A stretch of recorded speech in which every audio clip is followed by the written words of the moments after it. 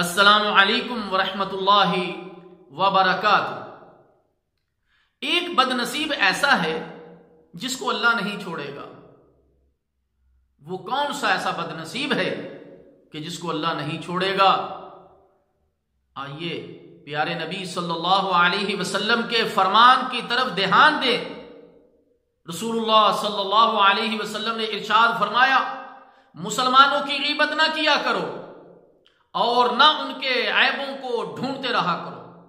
بلا شبہ جو ان کے عیبوں کے پیچھے پڑا رہے گا، اللہ بھی ان کے عیبوں کے درپے ہوگا، اور جس کے عیبوں کے درپے اللہ خود ہو گیا، اسے اس کے گھر کے اندر رسوا کر کے رکھ دے گا۔ اللہ اکبر، اللہ اکبر۔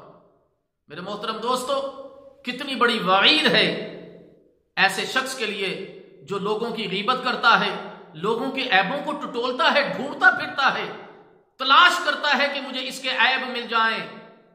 ایسے شخص کو پیارے نبی صلی اللہ علیہ وسلم کے اس فرمان سے ڈر جانا چاہیے کہ یہ نہ ہو کہ اللہ اس کو اس کے گھر کے اندر رسوا کر دے۔